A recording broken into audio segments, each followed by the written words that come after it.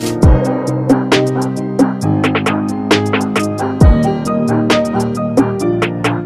नमस्कार, मैं अतुल ठाकुर आप सभी का अपने चैनल में हार्दिक स्वागत करता हूं।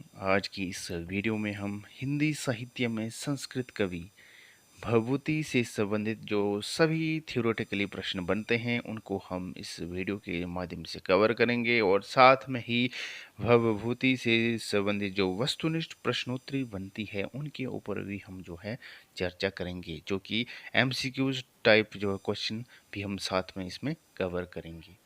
वीडियो को शुरू करने से पहले मैं आपकी जानकारी के लिए बता दूं कि हमने जो है हिंदी साहित्य में संस्कृत कवियों में कवि भारवी जो है कवि भारवी, कवि कालिदास और कवि माघ जैसे कवियों के ऊपर हमने जो है पीछे टॉपिक को बनाया हुआ है, जो कि आप वीडियो में वॉच करके देख सकते हैं। तो चलिए शुरू करते हैं आज की इस वीडियो का, जो कि हमारा टॉपिक रहता है कवि भवभूति। परीक्षा के लिहाज से अति महत्वपूर्ण रहता है टॉपिक। तो चलिए शुरू करते हैं। भवभूति का जन्म समय 7वीं शताब्दी स्वीकार किया गया है। ये विदर्भ देश में स्थित पदमपुर के निवासी थे। इनका प्रारंभिक नाम श्रीकंठ था, पर इनके सांबा पुचातु भवभूति पवित्र मोती श्लोक के आधार पर इनका भवभूति नाम प्रसिद्ध हो गया। पहला प्रश्न यहाँ पे ये बनता है कि भवभूति का जन्म समय किस शताब्दी का माना जाता है या स्वीकार किया जाता है? तो उत्तर होगा 7वीं शताब्दी। और यह जो भवभूति जी जो है निवासी कहाँ के थे? पदमपुर के ये निवासी थे, पदमपुर के। और प्रारंभिक नाम क्या था इनका? प्रारंभिक नाम श्रीकंठ था इनका। और किस श्लोक के आधार पर भवभूति का नाम प्रसिद्ध हो गया? श्लोक है सांबा पुचातु भवभूति पवित्र मोती। श्लोक के आधार पर इनका नाम जो है भवभूति प्रसिद्ध हो गया। चलिए चलते हैं आगे। कल्हन ने अपनी राजतरंगिणी में लिखा है कि भवभूति कनौज के राजा यशोवर्मा के आश्रम में रहती थी। संस्कृत के महान नाटकारों में भवभूति का गौरव कालिदास के समकक्ष माना जाता है। भवभूति के व्यक्तित्व की व्याप्ति मम्मट, जो कि 1100 ईस्वी के आसपास के हैं, और धनंजय जो कि 1000 ईस्वी के आसपास रहते हैं, सोमदेव भी 1000 ईस्वी के आसपास रहते हैं, और राजशेखर जो कि 900 ईस्वी के आसपास रहते हैं, तथा वामन 800 ईस्वी के आसपास इनका समय काल रहता है। प्रभूति काव्य शास्त्रियों, कथाकारों एवं काव्यकारों की कृतियों में सर्वत्र विद्यमान है। भवभूति ने 3 नाटकों की रचना की। कौन कौन से नाटक रहते हैं? महावीर चरितम, मालती माधव और उत्तर रामचरितम की रचना की। किसने? भवभूति ने। भवभूति के नाटकों में खलनायक, खलनायिका और विदूषक का अभाव है। वेरी इंपॉर्टेंट क्वेश्चन बनता है कि भवभूति ने जो कितने नाटकों की रचना की है? 3 नाटकों की रचना की है। 3 नाटक कौन कौन से हैं? एक तो है महावीर चरितम, दूसरा है मालती माधवम, और तीसरा है उत्तर रामचरितम। ये जो 3 नाटक रहते हैं भवभूति कवि के। और साथ में ही भवभूति के नाटक ऐसा कौन सा है जिसमें कि हाँ, साथ में भवभूति का जो नाटकों में क्या किसका अभाव रहता है? इस तरह का प्रश्न भी बन सकता है कि भवभूति के नाटकों में किसका अभाव है? तो ये है खलनायक, खलनायिका और विदूषक का। चलिए आगे चलते हैं। भवभूति के तीनों नाटक उज्जैन के कालप्रियनाथ के महोत्सव पर अभिनीत हुए थे।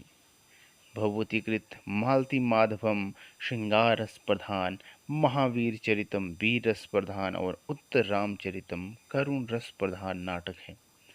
भवभूति के करुण रस के विषय में करुणया भूभूतिरेव तनुते, अर्थात करुण रस में भवभूति की समानता करने वाला और कोई नाटककार है ही नहीं कहा गया है। यहाँ पे इम्पोर्टेंट फैक्ट बनते हैं भभूति से संबंधित कि भभूति के तीनों नाटकों में उज्जैन के आ, काल प्रियनाथ के महोत्सव पर अभिनीत कहाँ पे। पहला तो प्रश्न यहाँ से ये बन सकता है कि जो है भभूति के तीनों नाटक जो है उज्जैन के महोत्सव यहाँ की मतलब भभूति के तीनों नाटक काल प्रियनाथ के महोत्सव पर कहाँ पे मतलब अभिनीत हुए थे। तो ये है काल प्रियनाथ के महोत्सव पर जो है अभिनीत हुए थे। अगला प्रश्न यहाँ पे ये बनेगा कि भगवती कृत जो मालती माधवम है किस प्रकार का जो है रस इसमें है मालती माधवम में। तो इसमें है श्रृंगार रस की प्रधानता। और महावीर चरितम में किस प्रकार का रस है। तो महावीर चरितम में है वीर रस की प्रधानता।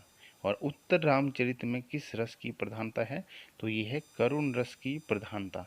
तो ये इंपॉर्टेंट फैक्ट है। अब आगे चलते हैं। महावीर चरितम में राम विवाह से लेकर राज्याभिषेक तक की कथा का चित्रण किया गया है। महावीर चरितम में भगवती ने राम को एक आदर्श पुरुष दिखाने के लिए उनके तथाकथित दोषों को भिन्न रूप में चित्रित किया है। जैसे रावण और द्वारा परशुराम को उकसाकर राम से भिड़ा देना, शूर्पणखा द्वारा मंथरा का रूप धारण करके राम को वन भिजवाने में योग देना, और रावण का सहायक बनकर वाली का राम से लड़ने आना इत्यादि काल्पनिक घटनाएं इस नाटक को रोचकता प्रदान करती है। तो ये इम्पोर्टेंट बात यहाँ से पहला क्वेश्चन बनता है कि महावीर चरित में जो है किस कथा का चित्रण किया गया है। इस तरह का प्रश्न बन सकता है। तो इसमें क्या है राम विवाह से लेकर राज्याभिषेक तक की कथा का इसमें जिक्र मिलता है।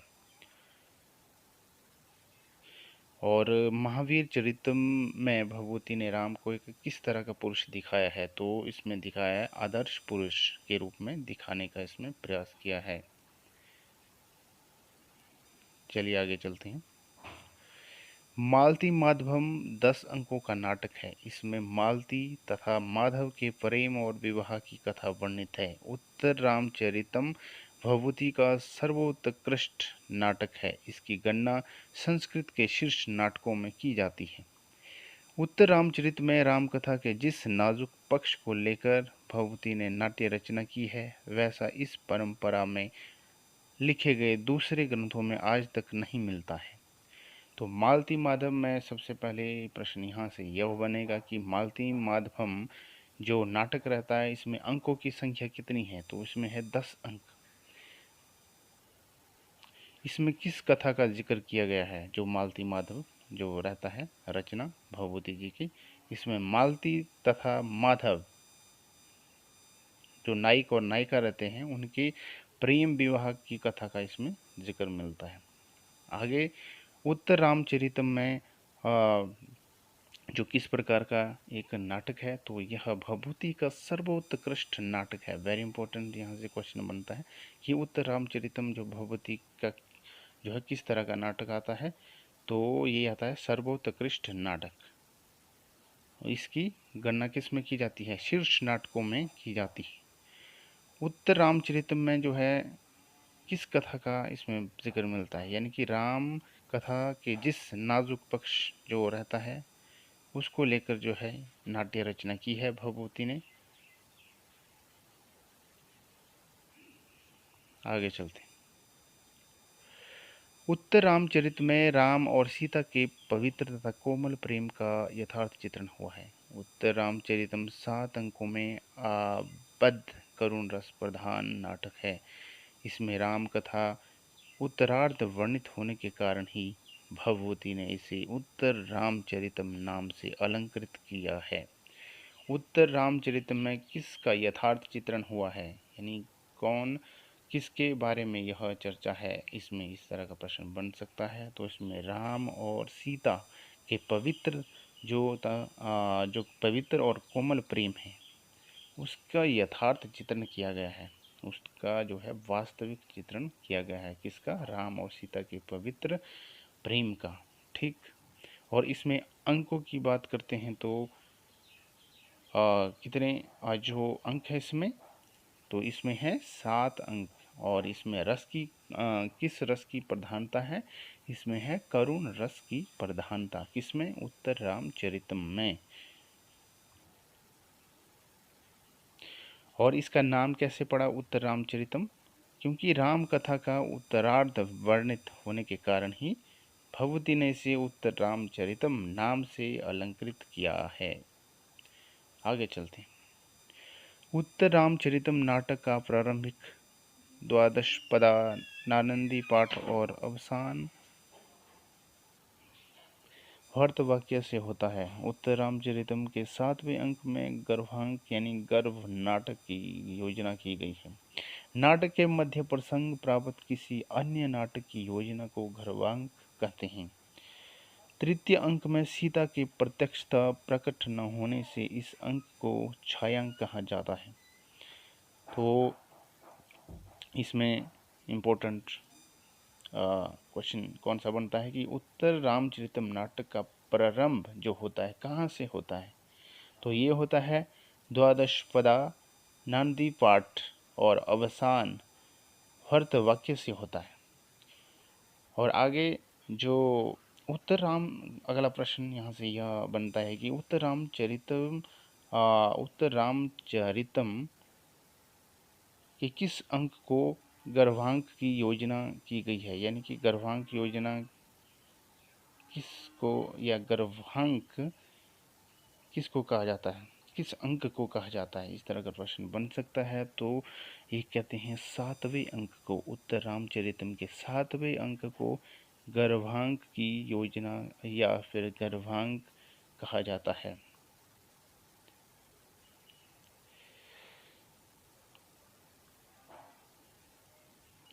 और तीसरा प्रश्न यहाँ से यह बनता है कि जो छायांक कहा जाता है, किस अंक को छायांक कहा जाता है उत्तर रामचरितम की? तो ये कहते हैं तीसरे अंक को जो है छायांक कहा जाता है। क्यों कहा जाता है?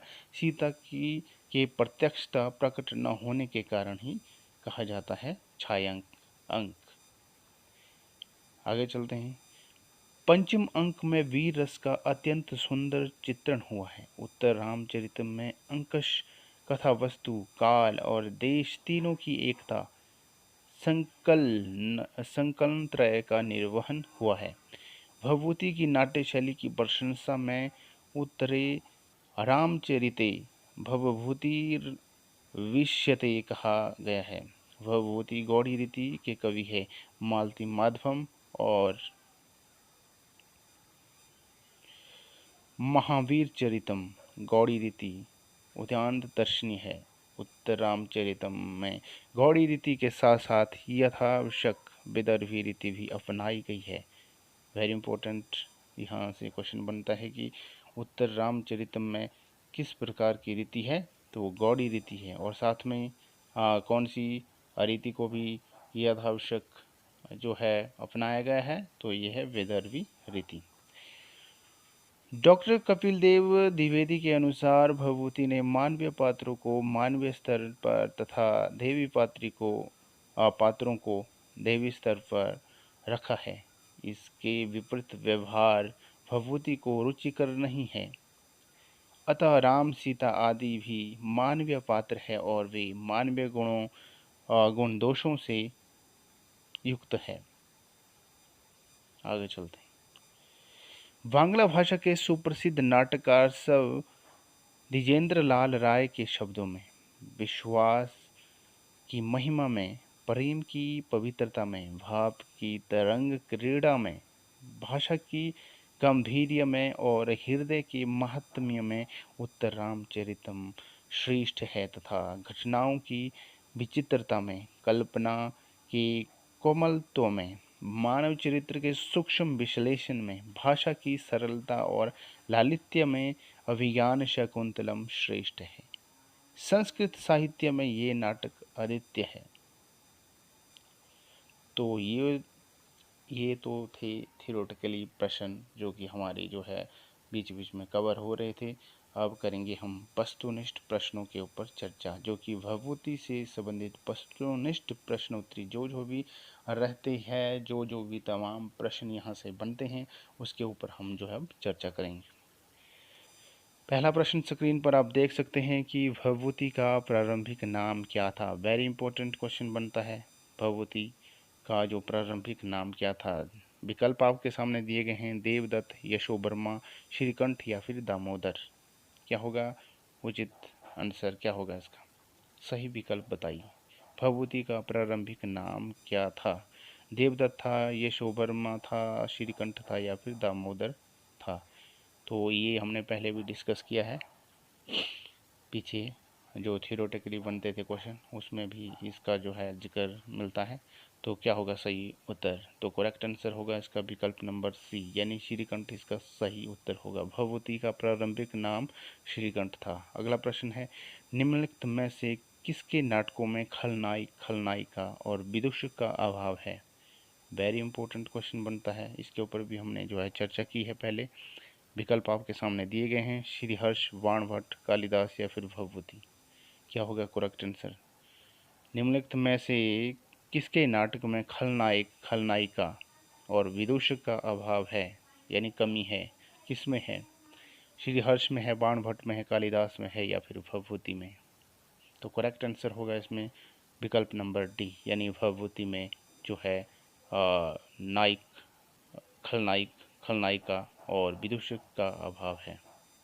अगला प्रश्न है, स्क्रीन पर आप देख सकते हैं, वेरी इंपॉर्टेंट जो है क्वेश्चन यह है, और क्वेश्चन है, भभूति ने कितने नाटकों की रचना की है? विकल्प आपके सामने दिए गए हैं, 3, 4, 5। क्या होगा सही उत्तर?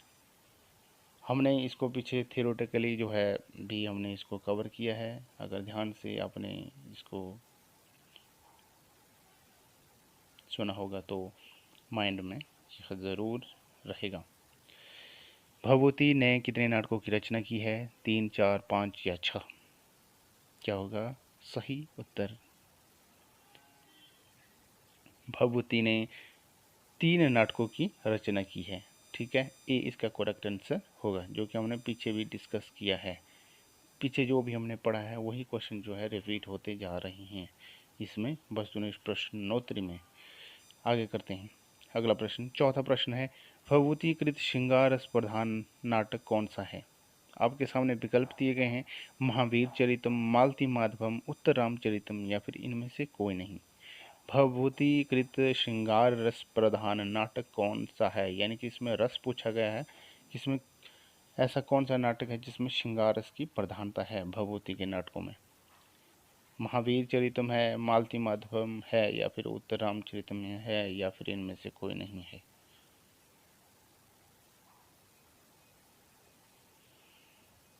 तो करेक्ट आंसर होगा इसमें विकल्प नंबर ए, यानी कि मालती महा नहीं, सॉरी ये गलत है, इसमें होगा विकल्प नंबर बी, मालती माधवम इसका करेक्ट आंसर होगा। चलिए आगे चलते हैं। पांचवा प्रश्न स्क्रीन पर आपके सामने दिया गया है, भभूति का वीर रस प्रधान नाटक है, कौन सा है? उत्तर रामचरितम, मालती माधवम, महावीर चरितम, इनमें से कोई नहीं। क्या होगा सही उत्तर? भभूति का वीर रस प्रधान नाटक कौन सा है? वीर रस जिसमें पूछा गया है, कौन सा नाटक रहता है? उत्तर रामचरितम, महावीर चरितम या मालती माधवम या फिर इनमें से कोई नहीं। क्या होगा सही उत्तर? तो करेक्ट आंसर होगा विकल्प नंबर सी, यानी कि महावीर चरितम जो इसमें सही उत्तर होगा। वीर रस प्रधान नाटक है यह। अगला प्रश्न है, भभूति का करुण रस प्रधान नाटक है, कौन सा होगा? उत्तर रामचरितम, महावीर चरितम, मालती माधवम या फिर इनमें से कोई नहीं। क्या होगा सही उत्तर? भभूति का करुण रस प्रधान नाटक कौन सा है जिसमें कि करुणता दिखाई देती है, कौन सा है? तो सही उत्तर होगा इसमें उत्तर रामचरितम, यानी कि विकल्प नंबर ए इसका सही उत्तर होगा। अगला प्रश्न है स्क्रीन पर दिया गया है, मालती माधवम कितने अंकों का नाटक है? 8, 10, 12, 14। मालती माधवम जो है कितने अंकों का नाटक है? यह भी जो हमने थियोरेटिकली पीछे कवर किया था, तो क्या होगा सही उत्तर? इसका उत्तर भी आपको आना चाहिए। तो मालती माधवम कितने अंकों का नाटक है? इसका सही उत्तर होगा विकल्प नंबर बी, 10 जो है अंकों का नाटक है मालती माधवम। ठीक। अगला प्रश्न है, उत्तर रामचरितम के किस अंक में गर्भांक यानी गर्भ नाटक जो है कहा जाता है, या इसमें जिक्र मिलता है, वर्णन मिलता है, कुछ भी कह सकते हैं। तो किस में है? उत्तर रामचरितम के किस अंक में है गर्भांक का जिक्र मिलता है? तीसरे में है, पांचवें में है, सातवें में है, या फिर नौवें में? क्या होगा सही उत्तर?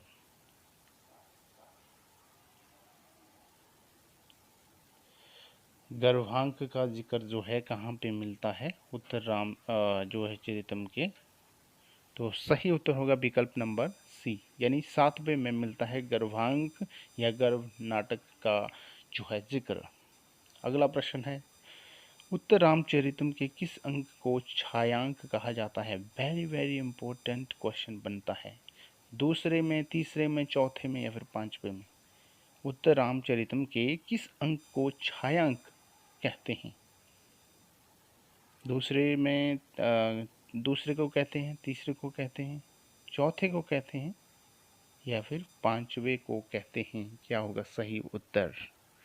तो छायांक कहते हैं विकल्प नंबर बी, यानी तीसरे को कहते हैं छायांक। उत्तर रामचरितम के तीसरे अंक को कहते हैं छायांक। अगला प्रश्न है, उत्तर रामचरितम का आधार ग्रंथ है, क्या है? ऋग्वेद है, श्रीमद् भागवत है, या रामायण है, या फिर पद्म पुराण है? क्या है? उत्तर रामचरितम का आधार ग्रंथ है, क्या है? तो सही उत्तर होगा इसमें रामायण, विकल्प नंबर सी, उत्तर रामचरितम का आधार है। अगला प्रश्न है, स्क्रीन पर आप देख सकते हैं, क्वेश्चन नंबर 11, महावीर चरितम में कितने अंक है? महावीर चरितम में कितने अंक है? 3 है, 4 है, 5 है, या फिर 7 है? करेक्ट आंसर क्या होगा? सही उत्तर, महावीर चरितम में कितने अंक है? तो सही उत्तर होगा इसमें विकल्प नंबर डी, 7 अंक है महावीर चरितम में। अगला प्रश्न है, महावीर चरितम नाटक का नायक कौन है? ये भी वेरी इंपॉर्टेंट बनता है क्वेश्चन। श्री राम है, हनुमान है, महावीर है, या फिर परशुराम है? महावीर चरितम में जो है नाटक का नायक यानी कि हीरो कौन है इसका, महावीर चरितम का? श्री राम, हनुमान, महावीर, या फिर परशुराम? क्या होगा सही उत्तर? तो सही उत्तर होगा विकल्प नंबर ए, श्री रामचंद्र जी जो महावीर चरितम के जो है नायक रहते हैं। अगला प्रश्न है, उत्तर रामचरितम में कितने अंक है? ये भी वेरी इंपॉर्टेंट क्वेश्चन बनता है। अंक तो पूछे ही जाएंगे किसी न किसी एग्जाम में। ए है उत्तर, बी है, सी है, या फिर डी है? क्या होगा सही उत्तर? उत्तर रामचरितम में कितने अंक है? 5 है, 7 है, 9 है, या फिर 11 है? उत्तर रामचरितम में कितने अंक है? Question number 13। तो सही उत्तर बताइए। इसमें है 7 अंक, विकल्प नंबर बी सही उत्तर है। अगला प्रश्न है, उत्तर रामचरितम का प्रधान रस है, कौन सा रस है उत्तर रामचरितम में? जो भभूति की रचना रहती है इसमें कौन सा रस है, यानी किस रस की प्रधानता है? वीर रस, श्रृंगार रस, करुण रस, या फिर हास्य रस? तो उत्तर रामचरितम में है करुण रस की प्रधानता। अगला प्रश्न है, स्क्रीन पर भी क्वेश्चन नंबर 15, भभूति का सर्वोत्कृष्ट नाटक है। वेरी वेरी इंपॉर्टेंट, भभूति का सर्वोत्कृष्ट सर्वश्रेष्ठ नाटक किसको माना जाता है? उत्तर रामचरितम को, महावीर चरितम को, मालती माधवम को, या फिर उपर्युक्त में से सभी को मानते हैं? क्या होगा सही उत्तर? तो भभूति का सर्वोत्कृष्ट नाटक कौन सा है? सही उत्तर होगा विकल्प नंबर ए, उत्तर रामचरितम को सर्वोत्कृष्ट नाटक कहा जाता है। किसके? भभूति के भगवती जी का नाटक है उत्तरामचरितम सर्वोत्कृष्ट। अगला प्रश्न है, उत्तर रामचरितम के छठे अंक में किसके युद्ध का वर्णन है? आज की इस वीडियो का आखिरी क्वेश्चन यह है और विकल्प आपके सामने हैं। ए लव एवं कुश का, बी लव एवं चंद्रकेतु का, सी राम एवं रावण का, डी राम एवं चंद्रकेतु का। क्या होगा सही उत्तर? उत्तर रामचरितम के छठे अंक में किसके युद्ध का वर्णन है? तो इस प्रश्न का सही उत्तर क्या होगा?